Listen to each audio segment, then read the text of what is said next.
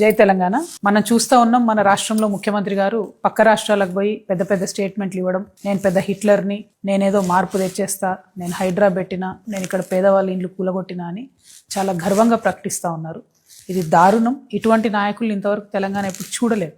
నేను ఇవాళ ముఖ్యమంత్రి గారిని సవాల్ చేస్తూ ఉన్నా, మీరే హోమ్ మినిస్టరు, మీరే సీఎం.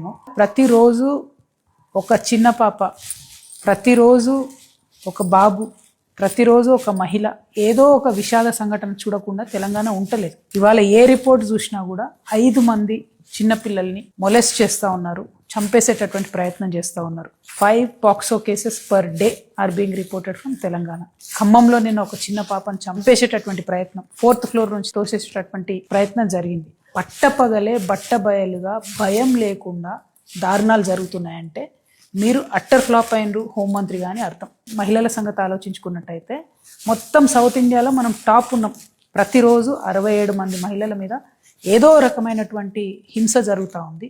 చిన్నపిల్లల మీద, మహిళల మీద జరిగే హింసలో మాత్రం టాప్ 10, టాప్ 5లో మన దేశంలో ఉన్నామంటే ఇది సిగ్గుచేటు. హోంమంత్రిగా ఉన్నటువంటి మీరు తక్షణమే రివ్యూ చేయాలి. ఇది చాలా సీరియస్ ఇష్యూ. ఒక పెద్దన్నగా ఉండాల్సినటువంటి మీరు చిన్నపిల్లల్ని, మహిళల్ని పట్టించుకోకపోతే తీవ్రమైనటువంటి తిరుగుబాటు మహిళలలో వస్తుంది. ఆ మహిళలకు రక్షణగా తెలంగాణ రక్షణ సేన ఉంటుంది కాబట్టి ఆ మహిళల్ని ఎట్లా కాపాడుకోవాలో, మరి సిటిజన్ పోలీసులుగా మేము ఎట్లా మారాలో మాది మేమే ఆలోచించుకునే పరిస్థితి వస్తుంది. అట్లా కాకుండా మీరు ఇంటర్వ్యూని కాండి అని చెప్పి ముఖ్యమంత్రి గారిని నేను డిమాండ్ చేస్తూ ఉన్నాను.